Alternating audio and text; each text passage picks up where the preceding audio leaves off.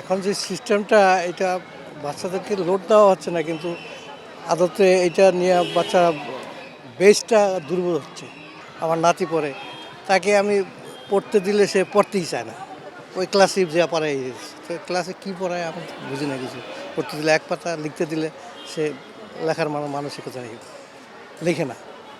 তো এই পড়া দিয়ে তারা কী করবে? নেচে গিয়ে যেটা পড়ানো হয় বাচ্চাদেরকে আদর করে, হ্যাঁ, অত্যাচার না করে, সেটাই তো আমরা চাই। বহির্বিশ্বে তো সেইটাই আছে। মারা তো টোটালি নিষেধ। বাইরে তো কেউ কারো মারতে পারে না, বাচ্চাদেরকে টিচাররা মারে না।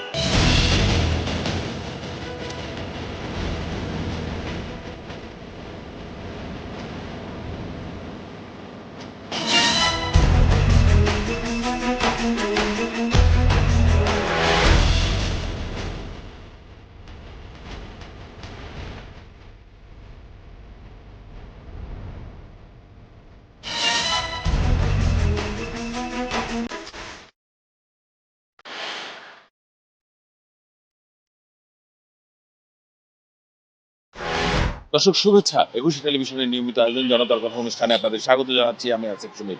আপনারা জানেন, সমসাময়িক ইস্যুতে সাধারণ মানুষের মতামত তুলে ধরতে আমাদের এই আয়োজন। আমাদের প্রত্যাশা দেশের শক্তিশালী গণতন্ত্র, আমরা চাই সরকারকে সহায়তা করতে। দর্শক, সম্প্রতি এক শিক্ষকের ক্লাসে নেচে গিয়ে পড়ানোর দৃশ্য সামাজিক যোগাযোগ মাধ্যমে ভাইরাল হয়েছে।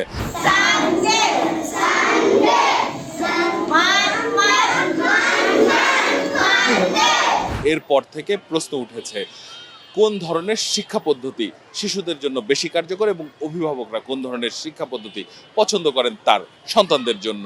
এ বিষয়ে আজকে কথা বলবো আমরা অভিভাবক এবং সাধারণ মানুষের সঙ্গে। এখন যে সিস্টেমটা এটা বাচ্চাদেরকে লোড দেওয়া হচ্ছে না, কিন্তু আদতে এটা নিয়ে বাচ্চা বেসটা দুর্বল হচ্ছে। আমার নাতি পড়ে, তাকে আমি পড়তে দিলে সে পড়তেই চায় না। ওই ক্লাসে যা পড়ায় ক্লাসে কী পড়ায় আমি বুঝি না কিছু। পড়তে দিলে এক পাতা, লিখতে দিলে সে লেখার মানসিকতা লেখে না। তো এই পড়া দিয়ে তারা কী করবে? নেচে গিয়ে যেটা পড়ানো হয় বাচ্চাদেরকে আদর করে, হ্যাঁ, অত্যাচার না করে, সেটাই তো আমরা চাই। বহির্বিশ্বে তো সেইটাই আছে। মারা তো টোটালি নিষেধ। বাইরে তো কেউ কারো মারতে পারে না, বাচ্চাদেরকে টিচাররা মারে না। টিচাররা বাচ্চাদের ক্রিয়েটিভ জিনিসের প্রতি আকৃষ্ট করে বাচ্চাদের এনকারেজ করে ওদের কাছ থেকে পড়া নিয়ে আটা, পিটিয়ে না, প্রেশার দিয়ে না। বাচ্চাদের প্রেশারাইজ করলে যেটা হয় সেটা হচ্ছে বাচ্চারা বুকিশ হয়ে যায়, মানে বইয়ের যে পড়াটা, পুঁথিগত যে বিদ্যা, শুধু সেটাই শিখে। কিন্তু যদি আমরা বাচ্চাকে ক্লাসে ইনভলভ করে, নিয়োজিত করে বাচ্চার কাছ থেকে পড়াটা আদায় করে নিতে পারি, তাহলে বাচ্চারা স্কুলমুখী হবে। কিন্তু আমাদের যে শিক্ষা ব্যবস্থা এখন প্রচলিত আছে, তাতে করে বাচ্চারা স্কুল বিমুখী হচ্ছে, কোনোভাবে স্কুলমুখী হচ্ছে না।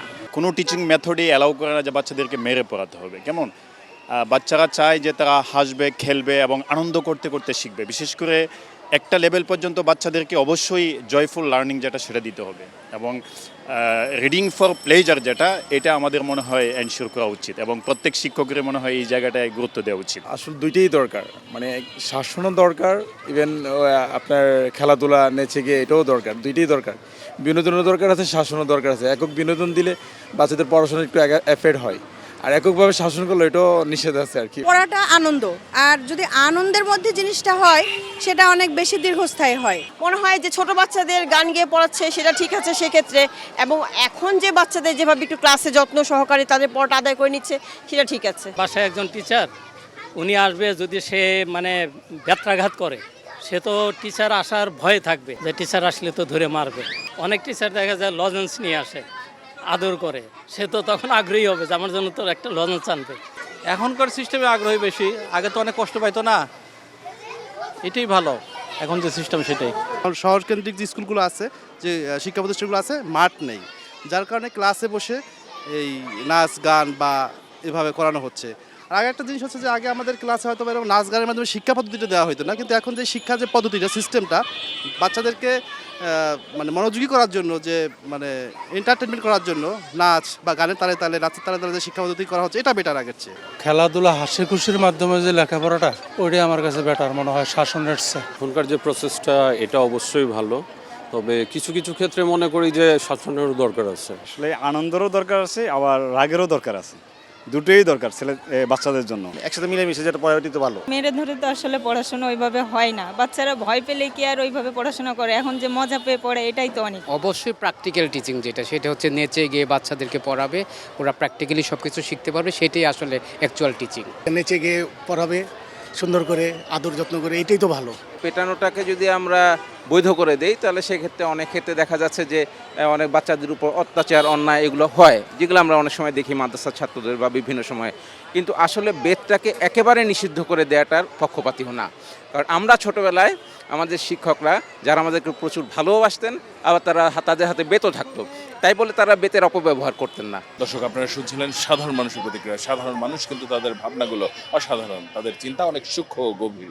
দর্শক, জনতার কথা দেখতে প্রতি শনি, রবি, মঙ্গল এবং বুধবার চোখ রাখুন একুশে টেলিভিশনে। সঙ্গে থাকবো আমি আসিফ সুমিত।